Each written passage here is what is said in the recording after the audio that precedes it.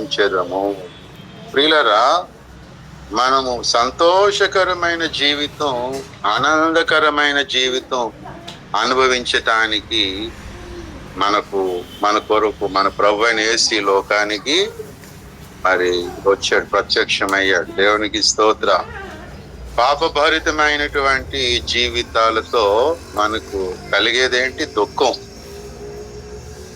పాపం చేస్తే దుఃఖం, పాపం చేస్తే నెమ్మది ఉండదు, అశాంతి. ఏ మనుషులకైనా, యేసయ్యని నమ్మిన వాళ్ళకే కాదు, భక్తుడికే కాదు, భక్తిహీనులకైనా వాడు ఏదైనా చేశాడు అనుకోండి, ఎవడికో హాని, వాడికి దుఃఖం, భయం స్టార్ట్ అవుతుంటాయి అన్నమాట. ఏం జరుగుతుందో. ఇన్కమ్ ట్యాక్స్ డిపార్ట్మెంట్ కళ్ళు మూసి చాలా మంది ఆస్తులను దాచుకుంటూ ఉంటారు. వాడికి భయం ఉంటది కదా, ఆ డబ్బు ఎక్కడ పెట్టాలో తెలియక వాడు పడుకున్న తలగడా మీలోని పరుపులో పెడతా ఉంటాడు. ఆ భయం మరి పడుకుంటాడే పేరే కానీ సరే నిద్ర పడదు. అలాగే ఎక్కడెక్కడో దాస్తారు. వానికి ఏమైనా సంతోషం ఉంటుంది, అది ఎంత ఉందని పేరే కానీ ఇన్కమ్ ట్యాక్స్ వాళ్ళు వస్తున్నారు అనగానే వాడికి ఏమైపోతుంది? లేని భయం వస్తుంది. అలాగా ఇంకే విషయాలైనా తప్పు చేయగానే, పాపం చేయగానే ఇక ఆనందం అనేది ఆవిరైపోతుంది. మానవ జీవితం అంతా అంతే. మన పుట్టింది మొదలు మనకు పాపము వలన మనకు ఆనందం లేదు, అలాగే అజ్ఞానము వలన కూడా ఆనందం ఉండదు. మరి చిన్నపిల్లలు ఉంటారు, వాళ్ళకి ఏం తెలియదు. అమ్మ ఏమో రుచికరమైనవి పెట్టాలంటారు వంటలు. వాడికి జ్వరం వచ్చింది అనుకోండి, ఇంజక్షన్ వేయాలంటారు డాక్టర్. ముందు అమ్మే బాధపడిపోతుంది, ఇంక ఏడుస్తాడని. వాడికి తెలియదు ఇంజక్షన్ అయ్యగా ఏం చేస్తాడు, మళ్ళీ ఇంజక్షన్ అనగానే డాక్టర్ అనగానే ఏం చేస్తాడు. అసలు వాడి ఆరోగ్యానికి అది ఎంత అవసరం డాక్టరు. కానీ అజ్ఞానం వల్ల ఏమంటాడు, డాక్టర్ వద్దంటాడు, మెడిసిన్ వేసుకోడు. చాక్లెట్లు తింటావు నాన్న అంటే అని పిడికిడి పట్టుకొని తినేస్తా ఉంటాడు. మరి ఈ మెడిసిన్ వేసుకొని నాన్న అని ఒకటి ఇస్తే ఏం చేస్తాడు, వాడు పారిపోడు. కారణం ఏంటి? పాపం చేశాడా? కాదు, అజ్ఞానం. కాబట్టి రెండు కారణాలు బట్టి మానవుడు ఏం చేయలేడు, ఎప్పుడు కూడా సంతోషించలేడు. ఒకటి పాపము, తెలిసి పాపము చేయటం వలన కానీ, రెండోది అజ్ఞానం కానీ. రెండు ఏమన్నాడు ఎవరైనా భక్తుడు? రెండు అంధకారమే కదా, పాపాంధకారము అలాగే అజ్ఞానాంధకారం. రెండు అంధకారమే. కారం అయితే మనకి ఇష్టమేమో కానీ అంధకారం ఇష్టమేనా? కారం లేకపోతే వంట కుదురుతుందా? కుదరదు. కారం ఉంది, చీకట్లో వంట వండగలరా? అంధకారం అనేది మనకి ఎవరికి అంత ఇష్టం ఉండదు కదా. కాబట్టి రెండు అంధకారమే, పాపాంధకారం అలాగే అజ్ఞాన అంధకారం. కాబట్టి సంతోషం కలగడానికి ఏం చేయాలి? పాపాన్ని మానేసుకోవాలి. సంతోషం కలగడానికి ఇంకా ఏం చేయాలి? అజ్ఞానం మానుకోవాలంటే జ్ఞానాన్ని పొందుకోవాలి. మరి జ్ఞానాన్ని పొందుకోవాలి. మరి మనం ఎంత ఎక్కువగా జ్ఞానం పొందుతా ఉన్నాం అనుకోండి, మనం ఏమో అప్పుడు నేను సంతోషించగలుగుతా. యేసయ్యని నమ్మాం, యేసయ్యని నమ్మినోడు జ్ఞాని. అసలు శిష్యులైన జ్ఞాని లోకంలో యేసయ్యని నమ్మినవాడే కదా. కాబట్టి యేసయ్యని నమ్మాం కాబట్టి సంతోషం. మరి యేసయ్యని నమ్మనోడు సంగతి అలాగూ. వీళ్ళగా మనం పాపమును తెలిసిన పాపము యొక్క ఇంకొక పేర్లు ఏవైనా అవిధేయత, అశ్రద్ధ, నిర్లక్ష్యం, ఇంకేదైనా సనుగుట, ఏదైనా అవన్నీ పాపానికి ఉన్న రకరకాల పేర్లు. ఆహారము అన్నప్పుడు ఎన్నో ఉంటాయి కదా ఐటమ్స్, అందులో వెజ్ ఉంటుంది, నాన్ వెజ్ ఉంటుంది. అలాగే పాపం అన్నప్పుడు దానికి వివిధ రకాలైన పేర్లు ఉన్నాయి. కాబట్టి ఇప్పుడు ఆ పాపమును చేస్తూ ఉంటే, ఆ పాపములో ఉంటే, అజ్ఞానం వలన జరిగిపోయేటువంటి పాపం ఏదైనా ఉంటే మనకు నెమ్మది లేదా సంతోషం అనేది ఉండదు. కాబట్టి మానవ జాతి అంతా కూడా దుఃఖంలో ఉన్నది. మానవ జాతి అంతా ఆనందం లేక జీవిస్తూ ఉంటే ఆ ఆనందాన్ని ఇవ్వడానికి యేసయ్య ఈ లోకానికి వచ్చేస్తారు. ఇదిగో ప్రజలందరూ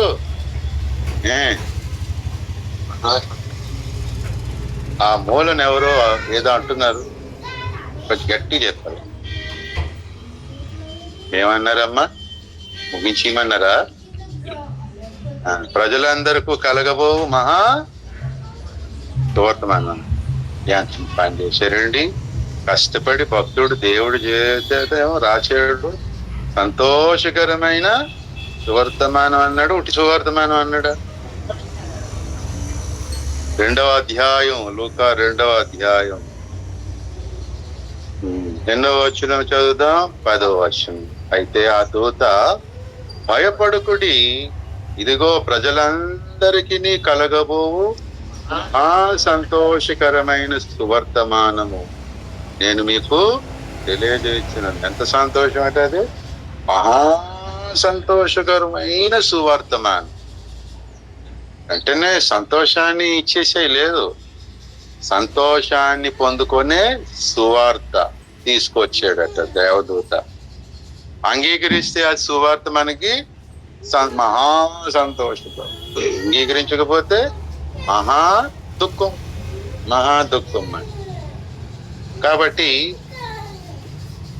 మరి మహా సంతోషకరమైన సువర్తమానం అన్యజనులు అంగీకరించకపోతే మహా దుఃఖం కదా, మహా వేదన. అలాగే మనం అంగీకరించి ఇంకా మహా సంతోషకరమైన సువర్తమానం ఉందా లేదా? ఒక్క సువార్తే మహా సంతోషకరమైన సువార్త ఒక్క అన్యజనులకు చెప్తా, అన్యజనులకు బైబిల్ అంతా చెప్తాను. మరి మహా సంతోషకరమైన వర్తమానాలు ఎన్ని ఉన్నాయో బైబుల్లో కదా. మరి అవన్నీ పొందుకుంటా ఉంటే ఏమవుతుంది? మహా సంతోషకరము కంప్లీట్ అవుతుంది. సంతోషం పొంది పొంది పొంది పొంది పొందితే మహా సంతోషం వస్తుంది. ఫుల్ జాయ్ మాట, పరిపూర్ణమైన సంతోషం. అందుచేత మనం సంతోషించినట్లుగా యేసయ్య నుండి వచ్చాడు. మనం సంతోషించినట్లుగా సువర్తమానము మన దగ్గరకు పంపబడింది. ప్రియులారా, మనం సంతోషించినట్లుగా సువర్తమానం ఏంటి అంటే, మరొకసారి దేవుడు ఇదేనో చెప్తున్నాడు. ఏంటంటే మోషే ద్వారా, ఉదయమున నీ కృపతో మమ్మును తృప్తిపరచాలి. అది దేవుడు దేంతో తృప్తిపరచాలని కోరుతున్నాడు దావీదు భక్తుడు మోషే? కృపతో. చాలా మంది దేంతో తృప్తి పొందుదాం అనుకుంటారు, రకరకాల విషయాలు కదా. పౌలు భక్తుడు అంటాడు, తిమోతికి రాసిన మొదటి పత్రిక 6వ అధ్యాయం 7వ వచనాన్ని చదువుదాం.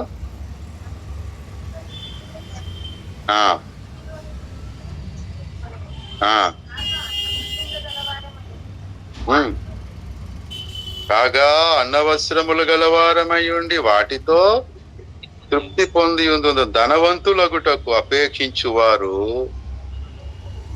శోధనలోను ఉరిలోను అవివేక యుక్తములను హానికరములైన అనేక దురాశల్లో పడిపోతారు. ఎందుకనగా 10వ వచనం, ఎందుకనగా ధనాపేక్ష సమస్తమైన కీడులకు మూలం.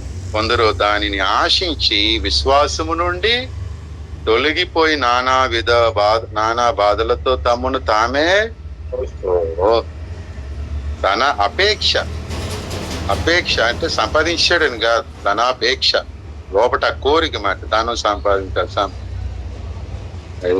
కొంచెమో ఎక్కువ మొత్తానికి ధనం మీకు సంపాదించాలి, ఆ అపేక్ష లోపట ఉంటే ఏంటి ఏమవుతుంది?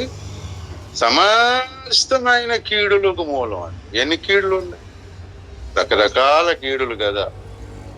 శారీరపరమైన అనారోగ్యాలు, శారీరపరమైనటువంటి బంధుత్వాలు తెగిపోవటం, శారీర సంబంధమైనటువంటి సంసారాలే కూలిపోవడం, ధనాపేక్ష. మామగారు కట్నం ఇవ్వలేదని ఏం చేస్తారు? ఈ అమ్మాయిని కొడుతూ ఉంటాడు. ఈ అమ్మాయిని కొడితే ఆ అమ్మాయి ఏమో బాధపడి వంట చేయలేకపోతే ఈడికి తిండి ఉండదు, ఆడ హోటల్లో తింటాడు, అనారోగ్యం.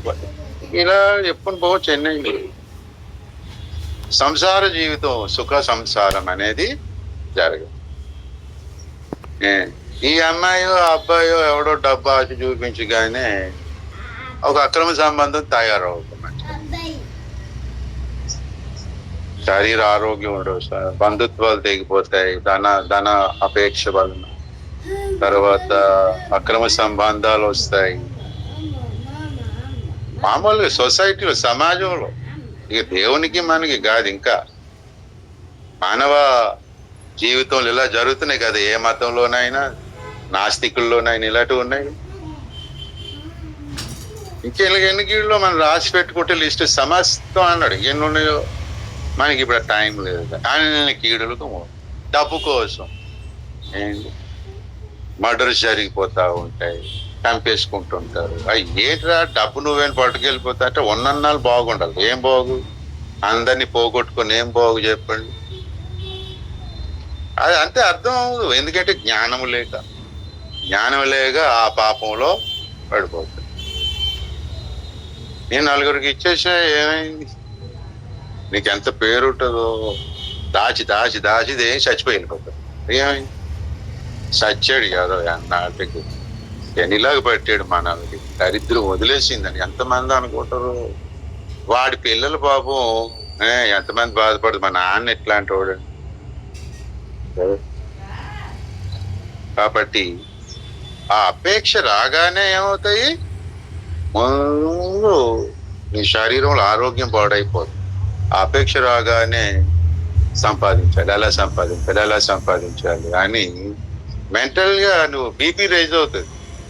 బీపీ రైజ్ అయిపోద్ది. ఎలా సంపాదించాలి? న్యాయంగానే ఎలా సంపాదించాలి? అలా అన్యాయంగా కొంతమంది ఎలా సంపాదించాలి? ఆదానం కోసం ఎటేటో దూరదేశాలు పోతా ఉంటారు. జాగ్రత్త. వేరా ఇక్కడ దేవుడేం పోషించుడా? దేవుడిస్తే వెళ్ళు, దేవుడి పోషించుడా? నలుగురు సువారు చెప్పుకొని ఏదో చిన్న పని చేసుకో. లోకాన్ని విడిచిపెట్టేస్తాం కదా. దేవుని పని చేస్తే దేవుడు సాయం చేయడు, బోగు పెట్టడా, అన్యాయిస్తాడా? అది కూడా జ్ఞానం లేకుండా చేస్తాడు కాదు. ధన అపేక్ష ఉంటేనే ముందు అనారోగ్యాలు. అపేక్ష ఉంటుండగానే ఇంట్లో సంసారాల్లో తేడా వచ్చేస్తుంది. తల్లిదండ్రులు పిల్లల్లో తేడా వస్తుంది, భార్యాభర్తల్లో తేడా. నా పుట్టినరోజుకి ఏదైనా కొనండి అంటే ఉండవే ఎక్కడి నుంచి తెస్తాను డబ్బులు అంటాడు. ఉన్నవి ఏం చేస్తావు? పోనీ వీడికి దాచేసుకోవాలని. అలాగూ ప్రియులారా ఇంకెన్నెన్నో ఈడులు.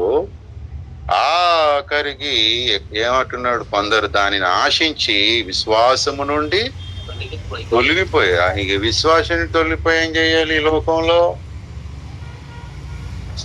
తర్వాత నానా బాధలతో, మామూలు కాదు, నానా బాధలు, సమస్తమైన కీడు. లోపట అపేక్షే. దేవునికి దశం భాగం ఎందుకు ఇవ్వాలి? నాకెక్కడి నుంచి వస్తే మరి ముందు కొంతకాలం ఇచ్చావు కదా, మరి ఇప్పుడు ఎందుకు ఇవ్వట్లేదు? ఏమైంది నీకు? అంటే విశ్వాసాన్ని ఏం చేశారు? వదిలేసారు. నేను దశం భాగం కోసం చెప్పటం లేదని మీకు తెలుసు కదా. విశ్వాసం ఏది? డబ్బులు దాచేవు, విశ్వాసం ఏది? ఇక దశం భాగం దగ్గర మనం ఉండొద్దు, పెరగాలి. ఇంకా మనం ఎదుగుతూ ఉన్నామంటే పెరగాలి. రాను రాను దిగజారిపోవడం ఏంటి? విశ్వాసం వదిలేసాడు. నేను బాధపడతాను, నాకు ఈ డబ్బులు ఇవ్వలేదని, దశం భాగం ఇవ్వలేదని బాధ కాదు, అది దేవుడిది. అది ఇంత విశ్వాసంలో పెంచితే వీడు విశ్వాసం దిగజారిపోయేట్రా. ఎంత బాధపడతాను. దేవుడి దగ్గర రోజు ప్రార్థన చేస్తాను. విశ్వాసంలో లోపం కూడా ఉండకూడదు ప్రభు. ఆవగింజంత లోపం కూడా ఉండకూడదు. ఆవగింజంత విశ్వాసం అంటే ఏం చేయొచ్చట, మనం కొండను చూచి సముద్రంలో పడంటే పడుతుంది అటు కదా. ఆవగింజంత విశ్వాసం, ఆవగింజంత లోపం ఉంటే విశ్వాసంలో ఏమవుతుంది, ఆ కొండే మళ్ళీ లోపలికి వస్తుంది. అది నా భయం, అది నా బాధ. ఈ చెప్పిందేంటి, చేసిందేంటి, భాగమనే కాదు. ఏం నమ్ముతున్నారు, ఏం చేస్తున్నారు?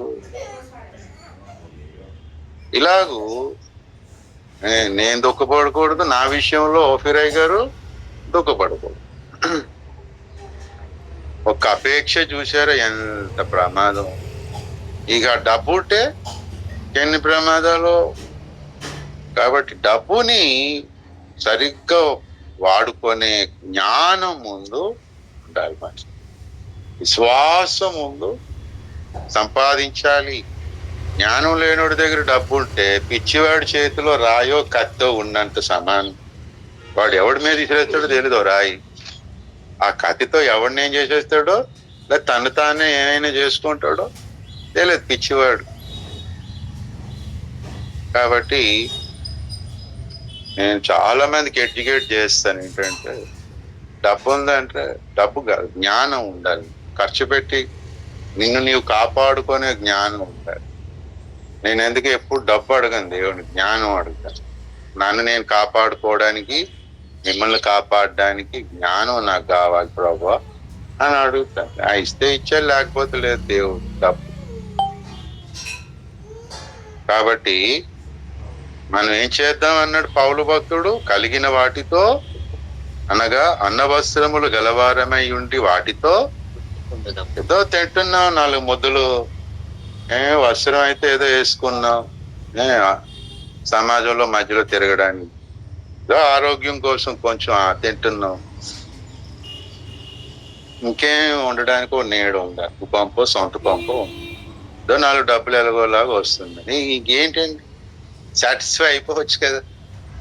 సాటిస్ఫై అవ్వరు.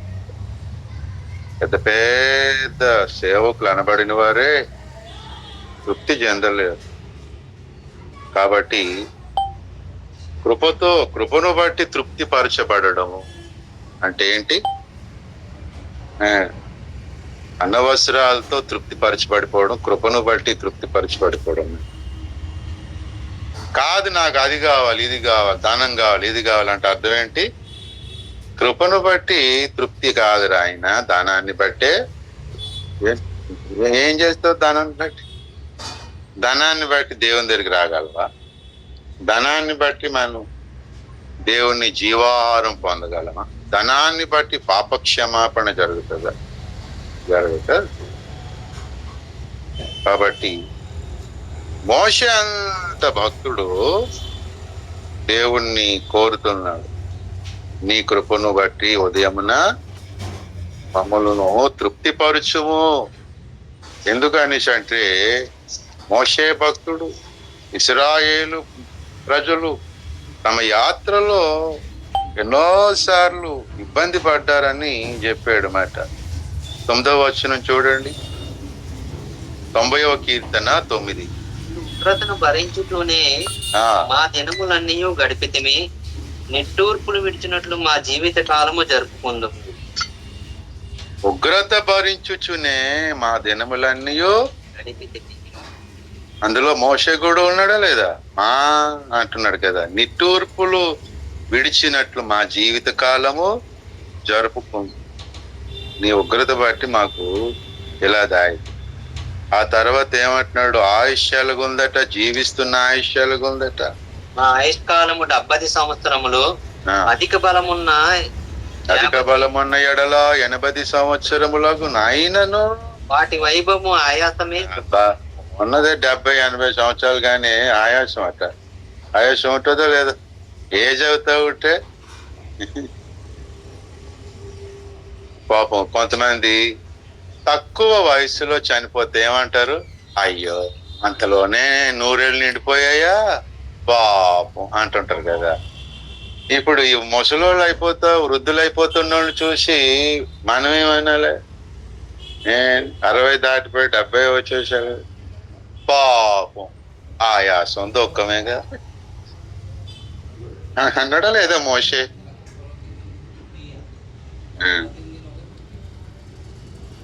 పాపం చిన్నప్పుడే చనిపోయాడు, ఇంకా పెళ్ళి అవ్వకముందు చచ్చిపోయాడు. పాపం 2 పిల్లలు ఉంటుండగానే భర్త చచ్చిపోయాడు, భార్య చచ్చిపోయింది. ఎలాగోయే ఏంటో పాపం. అంటే బైబిల్ ఏమంటుంది? పాపం వీడికి 80 సంవత్సరాలు వచ్చేసి ఎలాగుంటాడో ఏంటో. అదేంటి అలాగంటున్నావు? ఆయాసం దుఃఖమే. మన దైవజనులు రాంబాబు గారు ద్రాక్షారాములు ఉండేవారు, వెళ్ళిపోయారు కదా ప్రభు దగ్గరికి. ఆయనకి ఇంచుమించు 50 సంవత్సరాలు. మా మాట వినలేదు కాబట్టి ఈ నడి వయసులో చనిపోయాడు అని చెప్పి కొందరు అన్నారట అక్కడ వాళ్ళు. వాళ్ళకి 70-80 సంవత్సరాలు. మరి మా మాట వింటే మాలాగా మేమేం చచ్చిపోయామా? మధ్యలో చిన్నప్పుడు చచ్చిపోయామా? చూడండి ఎంత అందరూ వయసు ఉన్నోళ్ళమే, ఎక్కువ వయసు బతికాం అనేసి అన్నారట. మరి తెలిసినోడు మోషే ఏమంటాడు? పాపం ఆయాసం దుఃఖమేరా. వృద్ధాప్యంలోకి వెళ్ళిపోతుంటే ఎలాగుంటది? నవనాళ్ళు జవసత్వాలు అన్ని కూడా ఉడికిపోయి వినికిడి సరిగా ఉండదు, మందగించి కండు, బ్రెయిన్ లో నరాలన్నీ దెబ్బతినేసి అర్థం కాక, జ్ఞాపకం లేక, కాళ్ళు ఈడ్చుకుంటా ఎక్కడ జారి పడిపోతారు ఏంటో. చేత ఆయాసం దుఃఖం ఉంటే ఆనందం ఉంటుందా? అయితే ఏమన్నాడు? మేము మా దినములన్నీ ఉత్సహించి సంతోషించేదము అన్నాడు కదా 14లో. మేము మిగతా దినాలన్నీ ఉత్సహించి సంతోషించాలి, కానీ దినాలన్నీ ఎలాగున్నాయి అంటే ఆయాసం దుఃఖమే అని అన్నాడు. ఉగ్రత భరించుచునే దినాలు గడిపేస్తున్నాం, నిట్టూర్పులు విడిచినట్టుగా ఉంది మా జీవితం అని ఈ ఆయాసం దుఃఖం అంతా చూసి మోషే తన కొరకు, తన పక్షాన, తన తరపున ప్రజల పక్షాన కూడా దేవునికి విజ్ఞాపన చేస్తున్నాడు. దేవా, ఈ ఎంతకాలం ఉంటే ఏంటి ఈ లోకంలో సంతోషకరంగా లేని జీవితం ఎంతకాలం ఉంటే ఏంటి? నిన్ను నమ్మి కనానికి వెళుతున్నటువంటి మేము దుఃఖాన్ని భరించాల్సి వస్తుంది.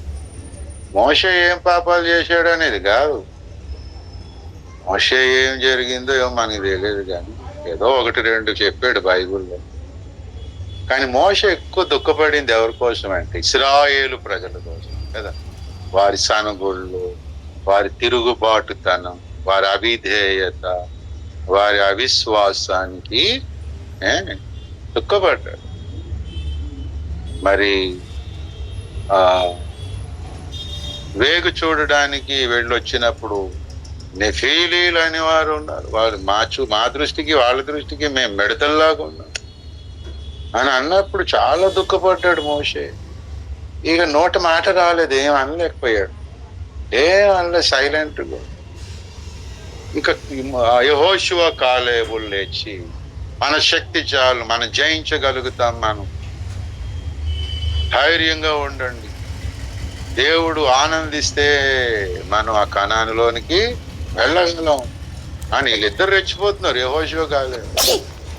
కానీ మోషే ఆహారంలో మాత్రం సైలెంట్గా ఉంది, ఏం అనలేకపోయారు. మరి నోరు రావట్లేదు, ఎంతగాని చెప్తాం, ఎన్నిసార్లు చెప్పాలి? దేవుడు ఎన్ని అద్భుతాలు చేయించాడో నా ద్వారా, అయినా నమ్మటం లేదు దేవుడిని. వీళ్ళు ఇంకెన్ని అద్భుతాలు చేస్తే నమ్ముతారు? ఎప్పటికప్పుడే నమ్మరు, ఎప్పటికప్పుడే భయపడతారు, ఎప్పటికప్పుడే సనికి ఐగుప్తు వెళ్ళిపోతామంటుంటారు అని మోషే ఎల్లప్పుడు తాను చేసిన తప్పు కంటే 1-2 సార్లు చేసి ఉంటాడు. ఈ ఇశ్రాయేలు ప్రజలు 40 సంవత్సరాలు చేసిన దానికే ఎక్కువ బాధపడతారు. సర్వసాధారణంగా అమ్మా నాన్నలే తప్పులు చేయరు కదా, పిల్లలే తప్పులు చేస్తావు. ఆ పిల్లలు సరిగా చదువుకోక, ఎక్కడ పడితే దెబ్బలు తగిలించుకొని ఏంటి గొడవలన్నీ, వీధిలో గొడవలన్నీ ఇంట్లోకి రప్పిస్తా ఉంటే అమ్మ నాన్నలు బాధపడతారా లేదా? ఏం పిల్లలు సారీ చదువుకో బాధపడతారు. అందరూ పాస్ అయ్యారు, మీ పిల్లలు ఏంటంటే ఏం చెప్తారు? లేదమ్మా పాస్ అవ్వలేదా అని అనడమే అంత బాధ ఉంటుంది. పాస్ అవ్వకపోతే మరి అలాగ చెడుగా తిరిగితే, అలా వీధిలో వాళ్ళు వచ్చి ఇంటి మీదకి ఎక్కి ఏంటి మీ పిల్లలు ఇలాగా అంటే ఇంకా ఎన్నో విషయాలకి అసలు వీళ్ళు చేసి పొరపాటు ఏముండదు. తల్లిదండ్రులు ఆ పిల్లలు దాన్ని బట్టి బాధపడతావు, దుఃఖపడతావు. మా అమ్మని అలాగ ఒకసారి దుఃఖపెట్టాను. మరి ఒకసారి దుఃఖపెట్టాను కానీ చెప్పలేదు. కానీ మా ఫ్రెండ్తో ఒకసారి గొడవాడి, మా వీధిలో అబ్బాయితో గొడవాడితే కడతా అయిపోయింది అనుకున్నాను. వాడే వాళ్ళ అమ్మకి చెప్పాడు. మాట వాళ్ళ అమ్మ ఇంటి మీదకి వచ్చేసారు. ఓ కేకలు వేసుకొచ్చేస్తున్నారు. మా అమ్మకి గొడవలు కేకలు అంటే భయం. ఎంట్రీలు వచ్చేస్తున్నారు అనే విషయం అంటే ఏంటమ్మా పంతులమ్మా అని మీ అబ్బాయి ఏం చేశాడు? మెల్లి మాట్లాడి ఏడు మెల్లిగా ఇక ఎదురోళ్ళు ఆ పక్కోళ్ళు ఈ పక్కోళ్ళు వచ్చి సినిమా చూసేస్తున్నారు. మరి ఫ్రీ సినిమా. ఇంకా బాధపడింది మా అమ్మ. తిడతా ఉంటే ఇంకేం అనలేదు, అలా భరించి. నా కడుపు నుంచి అడబుట్టేవరా అని అన్నారు. అప్పుడు నాకు ఇప్పటికీ గుర్తుంటుంది. పాప ఎంత బాధపడిందో అని అనుకో. నేను కనకపోయినా బాగుంది అని బాధపడితేనే ఆ రాత్రి అలా చిన్న మాటలు అంటుంది అంతే, ఇంకేం అంటాం లేదు. నేను అనవసరంగా నేను కన్నా. తల్లిని దుఃఖపెట్టకరా, జీవితంలో బాగుపడవు అనేసింది. మాట జీవితంలో బాగుపడవు, తల్లిని దుఃఖపెట్టకు అని. నాకెవరైనా ఎదురవుతుంటే అదే చెప్తుంటా. మా అమ్మని దుఃఖపెట్టాను, నేను లైఫ్లో బాగుపడలేదు చేసిన. సరైన ఉద్యోగం లేక, మనశ్శాంతి లేక, అటు ఇటు తిరుగుతా కొన్ని నష్టాలు ఎదుర్కొన్నాను. ఏసాయిని నమ్మకమునుపు జాగ్రత్త అని ఇప్పటికీ మన పిల్లల్ని అందరిని హెచ్చరిస్తూ ఉంటాను. లేదు బాగుపడలేదు మా అమ్మని దుఃఖపెట్టాక. డిగ్రీ చదివానని పేరే కానీ సరైన ఉద్యోగం చాలా దుఃఖపడ్డాను, ఇబ్బంది పడ్డాను జీవితంలో. ఆ తర్వాత ఏసాయిని నమ్మి ఏసాయిని ఆశ్రయించి ఆయన కృప వేడుకుంటే ఏదో పైకి వచ్చానని పేరే కానీ ఆ తర్వాత మళ్ళీ ఒక భయం. మా అమ్మని నేను దుఃఖపెట్టిన తర్వాత ఆత్మీయత అంటే ఒప్పిరే కానీ దుఃఖపెడుతున్నాను నేను అన్నదొక భయం నాకు. ఆ తండ్రి దుఃఖపడినా మంచిది కాదు, ఇంట్లో తల్లిదండ్రులు దుఃఖపడినా ఏంటి మనకి మంచిది కాదు. కాబట్టి మోషే ఏం చేసేవాడు? ఈ ప్రజల యొక్క పరిస్థితికి ఎప్పుడూ దుఃఖమే మోషేకి. ఎప్పుడు ఈ దుఃఖమే చూడాలా ప్రభువా, ఈ దుఃఖమే చూడాలా మేము. కాబట్టి మేము తృప్తిగా జీవించినట్లు సహాయం చేయి. జీవిత దినాలు, మిగిలిన దినాలు ఉన్నవే తక్కువ. అప్పటికే మోషేకి ఎన్ని సంవత్సరాలు వచ్చేసాయి? 120 సంవత్సరాలు దాదాపుగా కదా. అసలు 80 దగ్గర ఏమైందట? ఆయాసం, దుఃఖం స్టార్ట్ అయిపోయింది. ఈ 40 సంవత్సరాలు ఇజ్రాయెల్ ప్రజలతో నానా ఇబ్బందులు పడ్డాడు. ఇంక నేను కన్ను మూసేసే టైం అయిపోయినట్టు ఉంది. ఇప్పుడైనా నాకు తృప్తిగా కన్ను మూయాల, ఇప్పుడైనా నేను సంతోషంగా కన్ను మూయాలి. మిగిలిన దినాలైనా ఉత్సహించి సంతోషించాలి. కాబట్టి ప్రభువా నువ్వు ఉదయాన్నే ఏం చేయాలి? నీ కృపతో మమ్మను తృప్తిపరచాలి. కృపతో తృప్తిపరచు అనేసి అంటే ప్రియులారా, యాక్చువల్గా తృప్తిపరచటానికి, సంతోషించటానికి అయోగ్యులను యోగ్యులు చేసేస్తే తృప్తి ఉంటుంది, నాకు సంతోషం అనేది ఉంటుంది. దేవుని కృపను బట్టి మనం సడన్ గా ఇమీడియట్ గా ఏం కాగలం అంటే తృప్తికరమైన జీవితం వస్తుంది. మనసులో తృప్తి, సంతోషం, ఆనందం అనేది మనకు కలుగుతాం. ఒక్కటే, యేసయ్య మన లోపదోషాలన్నిటినీ క్షమించేసాను అన్నాడు అనుకోండి, మన హృదయంలోంచి అవి తీసేసాడు అనుకోండి, మన మనస్సాక్షి ఏది గద్దిస్తుందో అవన్నీ కూడా యేసు రక్తంలో ఆయన కడిగేశాడు అనుకోండి, ఇమీడియట్ గా మళ్ళీ వస్తుంది. ఇమీడియట్ గా మనలోనికి నెమ్మది, తృప్తి, సంతోషం అనేది వచ్చేస్తాం. దేవునికి స్తోత్రం. లేకపోతే అది అలాగే ఉంటే మనకు తృప్తి అయిన జీవితం, సంతోషకరమైన జీవితం అనేది ఉండదు. కాబట్టి వీళ్ళు ఏం చేశారట ఏంటి, 7వ వచనం చూడండి, నీ కోపము వలన మేము క్షీణించుచున్నాము, బట్టి దిగులు పడుచున్నాం. కారణం ఏంటి? మా దోషములను నీవు నీ ఎదుట ఉంచుకొని ఉన్నావు, నీ ముఖ కాంతిలో మా రహస్య పాపములు కనబడుచున్నవి. దేవుని కోపం భరిస్తూనే ఉన్నది కదా. నేనరణ్యయానములో నేను పలుమార్లు విసిగించిన, కోపించుచునే వాత్సల్యము చూపి,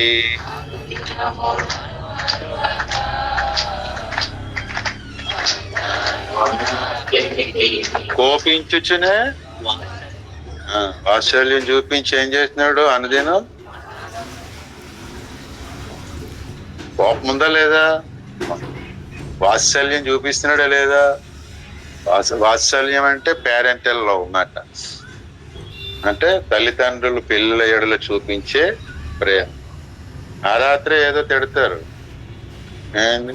ఉదయాన్నే లేవేంట్రా, అన్ని మీ తాత బుద్ధులు వచ్చాయి, పనిలో పనిగా తాతను మామగారిని ఎవరినో అన్ని మీ తాత బుద్ధులు అని అంటే, ఇలా ఆయన వాళ్ళ నాన్న ఏంటవుతాడు వీడికి అంటే ఎవరినన్నట్టు. అందులోనే ఈడు అనుకుంటాడు, ఏంటి ఉదయాన్ని తిట్లు అని. వాళ్ళే చిన్నపిల్లడు కదా అంటది, వాడిని తిట్టడం కాబట్టి వీడిని తిట్టేసింది అక్కడ, వీడి నిద్రమైకంలో వెళ్ళలేదు అన్నమాట.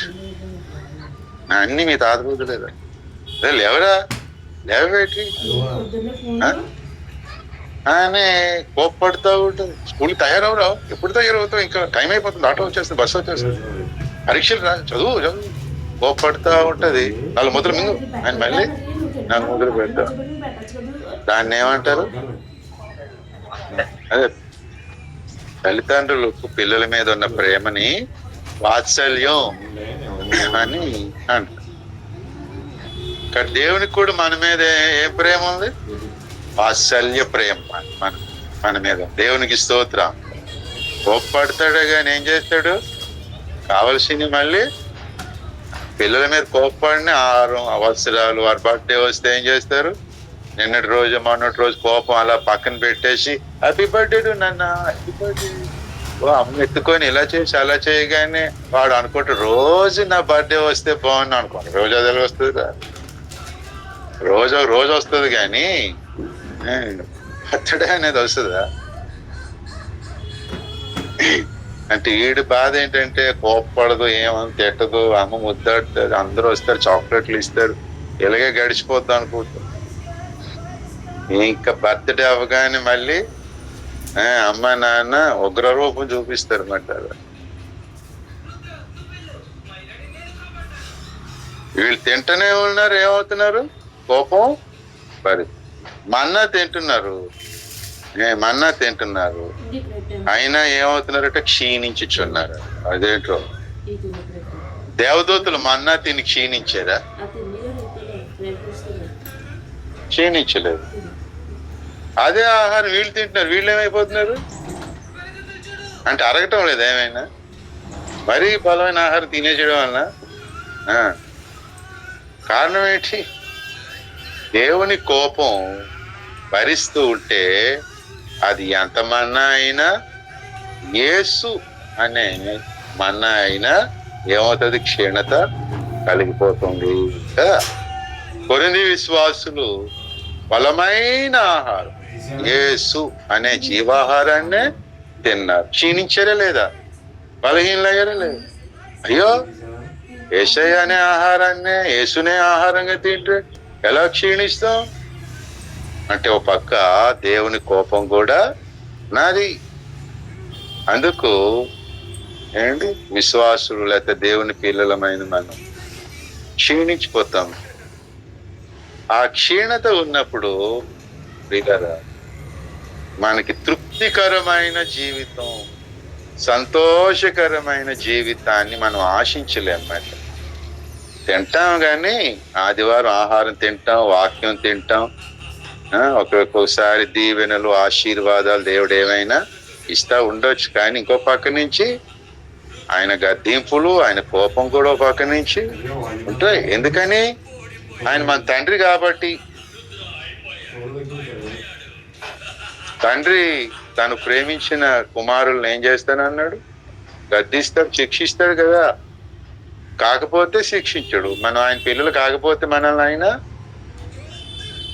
పక్కింటి వాడు వచ్చి మీ పిల్లల్ని ఏమైనా అంటే ఊరుకుంటారా? కొన్ని మీరు వెళ్ళి ఏమైనా అంటారా? డిసిప్లిన్, మిలిటరీ డిసిప్లిన్ అని అంటే వెళ్ళి మిలిటరీలోకి వెళ్ళి చెప్పుకోరా డిసిప్లిన్? నా పిల్లలకి చెప్తావేంటి అని అంటారు. కాబట్టి దేవుడు, మన ప్రభు, మన యేసయ్య మనకు తండ్రి కాబట్టి ఏం చేస్తాడు? గద్దించాలా వద్దా? గద్దించాలి. ఎప్పుడైనా అమ్మ నాన్న దగ్గరికి వెళ్ళి, ఏంటమ్మా ఈ మధ్య నన్ను ఏం అంటం లేదు నువ్వు అని అంటారు ఏ పిల్లలైనా? ఇక వాళ్ళ అమ్మ ఏమంటారా?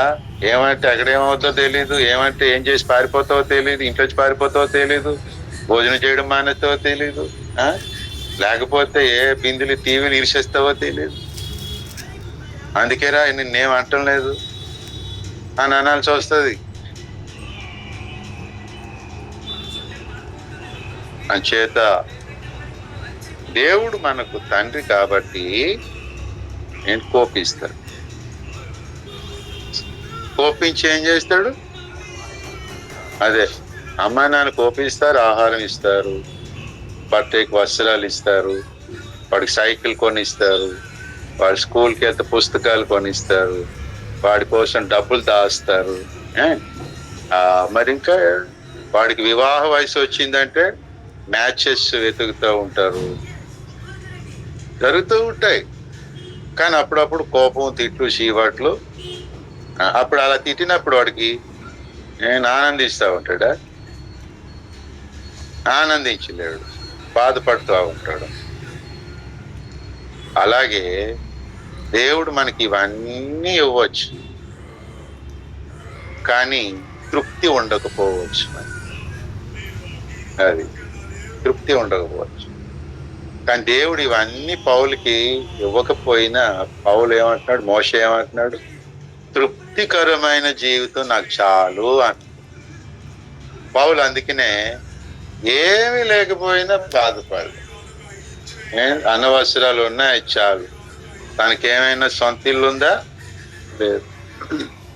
మరి తనకేమైనా నిలువరమైన పట్టణం ఏమీ లేదు, కుటుంబ జీవితం ఏమీ లేదు, ఆస్తులు ఏమీ లేవు, ఏమీ లేవు.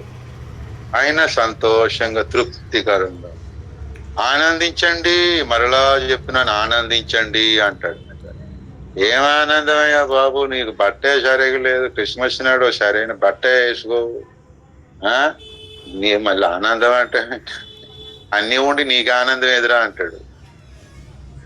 ఐఎమ్ వెరీ సాటిస్ఫైడ్ అండి. పౌల్ నేను చాలా తృప్తిగా ఉన్నాను అంటాడు మాట. ఏంటి తృప్తి అయ్యా బాబు? కనీసం ఆదివారం వస్తే ఏం తినాలి మనం క్రైస్తవులు? గట్టి చెప్పాలా? ఎప్పుడు చికెన్ అన్నట్టు పెట్టారు మొగం. చెప్పండి బాబు, ఆదివారం రాగానే ఏం తినాలి మనం?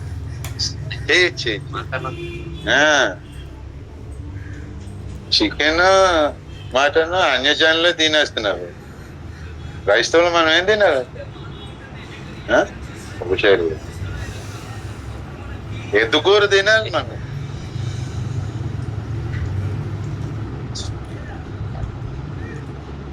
పౌలు ఏం తింటాడో తెలియదు, ఎప్పటికి ఏం తింటాడో, వెజ్ అంటాడో నాన్ వెజ్ అంటాడు, ఏం దొరుకుతుందో తెలియదు. కానీ జీవితం మాత్రం తృప్తికరంగా ఉంటుంది మరి పౌలు.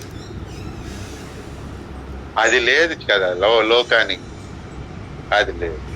చాలా మంది పౌలు దగ్గర ఉన్న పిల్లలకే, దేవుని పిల్లలకే అది లేదు, మోషేకి లేదు. వీళ్ళందరిని బట్టి బాధపడతా ఉంది. కాబట్టి వీళ్ళదా మోషే ఏం కోరుకున్నాడు? అందరి విషయాన్ని బట్టి కోరుకుంటాడు. తనకే కాదు, ఉదయమున నీ కృపతో మమ్మును తృప్తిపరచుము, మా దినములన్నీ. ఆ జీవితంలో ఏమండి సాటిస్ఫాక్షన్ అనేది ఉందా? ఇంట్లో వాళ్ళు ఏదో అన్నారు, భర్త ఏదో అన్నాడని, వాళ్ళు వీళ్ళు ఏదో అన్నారని తృప్తి లేదు మరి కదా. అంటే ఎవ్వరు మనల్ని ఏమనకూడదు, ఎవ్వరు ఏమనలేదా పౌల్ని, మోషేని? ఎందరో ఎన్నో అన్నారు కదా, మరి ఎలా తృప్తి చెందావు బాబు? అదే మరి దేవుని కృప. ఇన్ని ఆవరించినా కూడా పౌలును తృప్తిగా ఉంచేది దేవుని కృప. అతనిలో ముళ్ళు కూడా ఒకటి ఉంది కదా, ఆ ముళ్ళుని ఇషయ్ ప్రభువా నాకు దుఃఖకరంగా బాధకరంగా ఉందంటే, పౌలు ఈ ముళ్ళు తీసామనుకో అప్పుడు ఇంకొకటి వస్తుంది, అది తీయమంటావు, ఇంకొకటి వస్తుంది, అది తీసేయమంట, ఏం చేయాలా? ఈ బతుకాలం అంతా జనరల్ హాస్పిటల్కి వెళ్ళి వస్తున్నట్టు బాగుంటుంది ఆ లైఫ్. అయిన జనరల్ హాస్పిటల్ ఎంత ఫ్రీ అయితే మాత్రం, ఎంత ఫ్రీ బస్సు అయితే మాత్రం ఆ లేడీస్ ఇంక తిరుగుతూనే ఉంటారండి బస్సులోనే.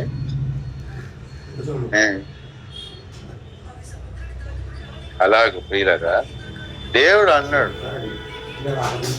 ఇక్కడ ముళ్ళు తీస్తే ఇంకొకటి వస్తుంది, ఇంకో శ్రమ, ఇంకో శోధన వస్తుంది. కానీ దీంతోనే సరిపెట్టుకో, ఇంకోటి రావడం ఎందుకు? దానికి నా కృప నీకు. ఈ లోకంలో ప్రియులరా, ఈ శరీరానికి ఎన్నో రకాలైన దాడులు జరుగుతూనే ఉంటాయి. మనలో ఒకటి లేదు అనుకోండి, ఇంకోటి తీసుకొచ్చి పెట్టాలనుకుంటాడు సాతాను. దేవుడి దగ్గర ఛాలెంజ్ చేస్తాడు, ఏ దేవా పౌలుకి ఈ ముళ్ళు పర్మిషన్ పెడితే నీకేమైనా అభ్యంతరమా అంటే, దేవుడు ఏమనాలి? వద్దు అంటే ఓడిపోతావని భయమా అంటాడు మాట. ఏంట్రా ఓడిపోవడం అంటే మరి పెట్టయితే అంటాడు, కార్నర్లో పెడతాడు దేవుడిని. దేవుడు ఏం చేయాలి అప్పుడు? యోబుకి దేవుడి దగ్గరికి వెళ్ళి, యోబుకి నువ్వు ఎంత ఇస్తే ఏంటి, నిన్ను ఎందుకు తిడతాడు, అన్ని ఇచ్చేసి చుట్టూ కంచేసావు కదా, కాబట్టి యోబు యథార్థంగానే ఉంటాడు. ఇప్పుడు ఒక్కసారి ఆ కంచె తీసేసి అతను కొన్నవాన్ని తీసి నీ ముందే తిడతాడు అన్నాడు మాట. నా భక్తుడు అట్లాంటాడు కాదా, అయితే పందెమా, ఆ పందెం అని అన్నాడు. దేవుడు కార్నర్ లో పెట్టాడా లేదా? దేవుడు ఒప్పుకోవాల్సి వచ్చిందా లేదా? ఒప్పుకోవాల్సి వచ్చింది. అలాగే దేవుడిని కూడా కార్నర్ లో పెడతాడు సాతాను. దేవుడు కూడా దానికి ఇష్టపడతాడు, ఎందుకంటే ఇక్కడ నా భక్తుని సంగతి ఏంటో తేలిపోవాలి, నా భక్తుడు ఇట్లాంటి వాడు, నా భక్తుని ద్వారా చాలా మంది బాగుపడతాడు, సైతాన్ కూడా సిగ్గుపడతాడులే అని చెప్పి దేవుడు అవకాశాలు ఇస్తాడు, మరి కార్నర్ అయ్యేటట్టుగా అవకాశాలు ఇస్తాడు. కాబట్టి ప్రియులారా, ఒక్కొక్కరికి ఒకటి జీవితంలో ఏవో ఒకటి ఉంటూనే ఉంటాయి. కాబట్టి తృప్తికరమైన జీవితానికి దేవుని కృప మనల్ని ఆవరించింది అనుకోండి, ఎన్ని ఉన్నా కూడా అందులో మనం తృప్తి చెందగలుగుతాం. ఉదాహరణకి చిన్నపిల్లలకి ఎన్ని పరిస్థితులు ఉన్నా కూడా అమ్మ ఒళ్ళోకి రాగానే ఎలాగుంటది వాళ్ళకి? ఏ అమ్మ లేదనే బెంగ ఉండదు, ఎవరో పూచోడు ఏదో అనే భయం ఉండదు. వాడికి బట్టలు లేవా అని ఏమైనా ఆలోచిస్తాడా? కొత్త బట్టలు వేయలేదంటే అంటాడా? పసిపిల్లలు బంగారం వేయలేదని ఉంటుందా? అది ఉండదు. అన్నయ్యకి ఏమో సైకిల్ ఇచ్చావు, నాకు సైకిల్ ఇవ్వలేదు అనుకుంటాడా? పాలు తాగి పెళ్ళాడు, వాడికి అది ఉండదు.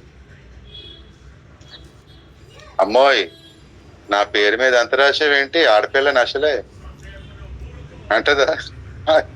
దానికి అది ఉండదు. అమ్మ ఒళ్ళోకి రాగానే చాలు గొప్ప తృప్తి ఉంటుంది నాకు కదా.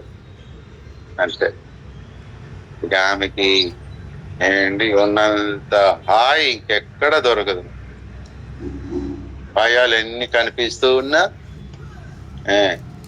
అమ్మ ఒళ్ళోకి రాగానే ధైర్యం వచ్చేస్తుంది. బస్ అంతే. ఎవరైతే కృప పొందుకుంటారో వాళ్ళు లైఫ్ కూడా అలాగే ఉంటది. మరి దేవునికి స్తోత్రం. చచ్చిపోతానని కొంతమంది భయం, కొంతమందికి చచ్చిపోవాలని ఆశ. ఎందుకని? త్వరగా చచ్చిపోతే పరలోకి వెళ్ళిపోతాను అంటాడు పౌలు కదా. బ్రతుకుట క్రీస్తే చావైతే నేను వెడలిపోయి ప్రభుతో ఉండాలని ఉంది. ఏటో చచ్చిపోతానట్టు, మేము చచ్చిపోవాలంటే మాకు భయం వేస్తుంది. నీవే చచ్చిపోతానట్టు. మాకు బాబు 2 అడ్రస్లు ఉన్నాయి, ఈ లోకం పరలోకం. ఎక్కడైనా ఇస్తూ ఉంటాం మేము. ఇక్కడ ఉన్నాం అనుకో, ఇక్కడ సంఘ బిడ్డలతో ఉంటాం, ఏసై పని కొరకు ఉంటాం. అక్కడికి వెళ్ళిపోయాను అనుకో, భక్తులతో ఉంటాం. అక్కడికి వెళ్ళిపోతే అక్కడ కూడా ప్రభులతో ఉంటాం. అక్కడ ఉంటేనేంటి? ఇప్పుడు మనకి 2 గదులు ఇల్లు ఉందండి. ఏ గదులు ఉంటే మన ఇల్లే కదా. ఏటో నా బతుకంత మొదటి గది అయిపోయి 2వ గదిలో ఏది నాకు అంటారా? ఏదో గదిలో పడుకోరా బాబు. బెడ్రూమ్ ఏదో బెడ్రూము, 2 బెడ్రూమ్లో ఏసీ ఉంది, ఫ్యాన్లు ఉన్నాయి, టీవీలు ఉన్నాయి. 2 బెడ్రూమ్లు కూడా నువ్వు అనుకున్నవన్నీ ఉన్నాయి. ఇప్పుడు ఏ బెడ్రూమ్ అయితే ఏంటి? అదేం తూర్పు సైడ్ ఉందండి, ఇది పశ్చిమ సైడ్ ఉంది అంటదా? ఎత్తైనా పడుకోరా బాబు అంటాం. 2 బెడ్రూమ్లు ఉన్నట్టుగా మనకు 2 ప్రదేశాలు. ఎక్కడైనా ప్రభుతో ఉంటాం, అక్కడైనా చచ్చిపోతామని భయం ఏమో. చచ్చిపోతే అక్కడికి వెళ్ళిపోతాం. మరి భార్య బిడ్డలు ఎలాగండి? దేవుడు చూసుకుంటాడు. అన్యజనుల్లో చనిపోయిన భర్తలు భార్యలు వాళ్ళ పిల్లలతో బతకలేదా? మరి రేషన్ నమ్మిన వాళ్ళకి అయితే ఏమైంది? మరి వాళ్ళకంటే మనం గొప్ప కదా. ఆ భయం ఎందుకు ఆవరిస్తుంది? చనిపోతానేమో అని. చనిపోయినా ఏసై దగ్గరికి వెళ్ళిపోతాను, నా వాళ్ళని అందరిని ఏసై చూసుకుంటాడు, నమ్మదగిన దేవుడు అని హృదయంలో లేదు. అప్పుడు అసంతృప్తి వచ్చేస్తుంది. నాకు అది లేదు ఇది లేదు అని ఎందుకు వస్తుంది? అది లేదు ఇది లేదని అసంతృప్తి వస్తుంది. ఎందుకు? అన్నీ ఇచ్చినవాడు ఉన్నాడు కదా. ఆకాశమందు నీ ఉండగా నాకేది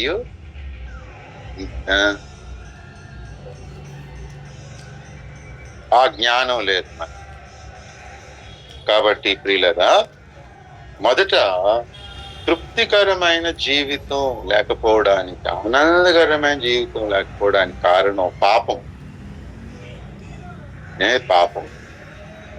మన మనస్సాక్షి మనల్ని ఏ విషయంలో గద్దిస్తుందో ఆ విషయంలో మనం ఏం చేయాలి? దొంగతనాలు, వ్యభిచార, నరాజులే కాక నిర్లక్ష్యం. దేవుడు కాపరి ఏం చెప్తున్నారు? బాబు ఒక పాట నేర్చుకుని పాట పాడు బాబు, ఒక ఆదివారం అన్నని. ఆ పిల్లలకి పాట నేర్చుకోమన్నాం, రాజు యొక్క పిల్లలకి పాడేరలేదు. ఆ పెద్దోళ్ళు ఏం పాడలేదు. మరి వాళ్ళు ఏకం పెద్ద మైకే తెచ్చుకున్నారు. ఆ స్వరం వినపట్లేదు అనగానే పౌరుషం వచ్చి ఒక చిన్న మైక్ ఫోన్ తీసుకొని పాడేసుకో. ఎంత ముచ్చట. మరి నువ్వే నీ సంగతి ఏం బాబు, నీ సంగతి ఏంటమ్మా అంటే సిగ్గేస్తుందండి. మాకు సిగ్గు వస్తుంది నువ్వు వాళ్ళగాని. ప్రార్థన చేయి నలుగురిలో అంటే చిన్న చిన్నవైనా ఏమైనా పెద్ద పెద్ద అప్పగించేమని చెప్పి అటు నిర్లక్ష్యం మాట. దీనికి ఒక కారణం సైతాన్. వాడేదో చేస్తాడు, నేను తరిమేసి మరి దేవుని కొరకు ఉంటానని వీడి పౌరుషం లేకపోవడం, వాడు వీడిని బంధించేస్తా ఉంటాడు.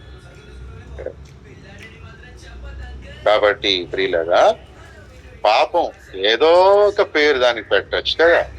సనుగుడు గాని, అశ్రద్ధ, నిర్లక్ష్యం, సోమరితనం, అవిధేయత, మరి తిరుగుబాటు, అపనమ్మిక, భయపడుట కూడా ఒక పాపమే. భయపడొద్దు అన్నాడు దేవుడు. ఆజ్ఞ అతిక్రమం పాపం కదా. మరి భయపడొద్దు అంటే ఆజ్ఞ అతిక్రమిస్తున్నట్టు కదా భయపడితే. మరి ఇది దీని సంగతి. వ్యభిచారం, నరహత్య చేస్తే పరలోకం వెళ్తామా? భయపడినోడు వెళ్ళాడు కదా. పరలోక రాజ్యానికి వెళ్ళని వారు, నరక పాత్రులైన వారు మొట్టమొదట ఎవరు? పిరికి వారిని దేవుడు ఏం చేస్తాడు? పెరికి వేస్తాడు. మంచి భయపడటం కూడా ఒక పాపమే. పరలోకానికి దేవుడు రానివాడు. అలాంటి పాపాలు ఏమైందంటే మనకి లోపల తృప్తి అనేది, నెమ్మది అనేది. రెండవది అజ్ఞానం. ఈ పరిస్థితులు ఎందుకు కలుగుతున్నాయి? ఎలాగా భయం వేస్తుంది. ఏంటో నా దేవునికి కానుక ఇచ్చేస్తే మరి నాకు దేవుడికి ప్రార్థనకి రమ్మంటున్నాడు, మరి నాకేం అవ్వదు ఎలాగా? అజ్ఞానం. మరి బైబిల్ చదివి నేర్చుకోవాలి, యేసయ్యని అడిగి నేర్చుకోవాలి, లేదా కాపరిని బోధకుని అడిగి నేర్చుకోవాలి, నమ్మాలి, ఆ దారిలో నడవాలి. దేవుడు సహాయం చేస్తాను అన్నాడు కదా. నువ్వెందుకు భయపడుతున్నావు? దీని కొరకు, దాని కొరకు, దేని కొరకు నేను పిలిచాడు, ఏం చెప్పాడు? అది అడిగే ముందు వెళ్ళు అని అనగానే అడిగేసేసాడు ముందు. ఆయన చెప్పిన మరి అవ్వసారంటే అర్థం ఏంటి? అజ్ఞానంలో ఉండాలనుకుంటున్నాను. బట్ ఈ రెండు రకాలైనటువంటి పాపములు మనకి తృప్తిని, ఈ తృప్తి లేనటువంటి జీవితానికి ప్రభు జీవం తిన్నా కూడా మనకి తృప్తి. ఒకటికి డబ్బాశ, డబ్బు సంపాదించలేకపోతున్నానే అనే బాధలో, అసంతృప్తిలో వాడికి మంచి మేక మటన్ బిర్యానీ పెట్టామనుకోండి, ఏం చేస్తాడు? తృప్తి ఉంటుందా? గొప్ప కళ తింటనే కానీ ఆలోచిస్తా. కొంతమంది ఏమో అన్నాన్ని అలా కలుపుతా ఉంటారు, ఇక అంటాం. ఏట్రా కలపడం? తినా. మనం 10 నిమిషాల్లో తినేసేది వీడికి 1 గంట పడుతుంది తినడానికి. ఏదో ఆలోచిస్తావు. కొంతమంది ఎంత తింటా ఉన్నా కూడా వీడికి తిండి లేదనుకుంటాం. మనం తిండి లేదనుకుంటాం. ఎందుకంటే ఏదో మనోవిచారం, తృప్తి లేదు జీవితం. అందుకనే ఉన్నదాంతో తృప్తి చెందలేదు. ఇక ఆ మాత్రం దానికి ఆదివారం ప్రభు శరీరం మనం తిని ఏం సాధిస్తాం? కాబట్టి సాతాను ఏం చేస్తాడంటే మన వీక్నెస్, మన బలహీనతను చూసి ప్రభు జీవాహారం తిన్నా వీళ్ళకి తృప్తి లేని జీవితం, క్షీణించిపోవాలి, రోగులే, వాళ్ళు చావాల. అది చూసి చాలా మంది ప్రభు భోజనం తినడం మానేసేయాలి అని సైతాన్ కంకణం కట్టాడు. ప్రభులా మారిపోతారా? ప్రభు జీవం తిని ప్రభు మూలం నడిచేస్తారా? నేను చూస్తాను. ఈ సిద్ధాంతాన్ని అందరికీ చెప్తారా? ఈ సత్యాన్ని మీరు తినేం బాగుపడ్డారు అనేటట్టుగా చేస్తాను అని సాతాను యొక్క కుట్ర.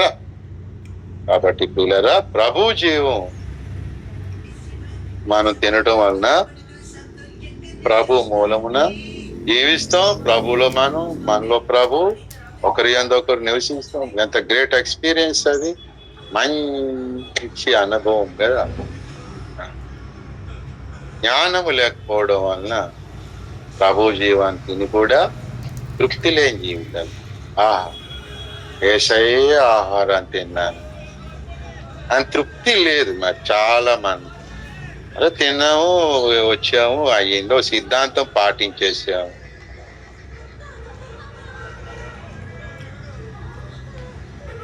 కారణం అజ్ఞానం. కాబట్టి ఈ రెండు విషయాల్లో మరొకసారి మనం సరి చూసుకొని వీళ్ళరా మనం తృప్తితో ప్రభు జీవాన్ని తృప్తికరంగా మన జీవిత దినాన్ని గడపడానికి ఆయన కృపను ఆశ్రయిద్దాం. మనం ఎన్నున్నా లేకపోయినా తృప్తికరమైన జీవితం, సంతోషకరమైన జీవితానికి ఆయన కృపను ఆశ్రయిద్దాం. దేవుడు మనకు సహాయం చేయను గాక. ఆమేన్. ప్రార్థన చేసుకుందాం, కళ్ళు మూసుకుందాం.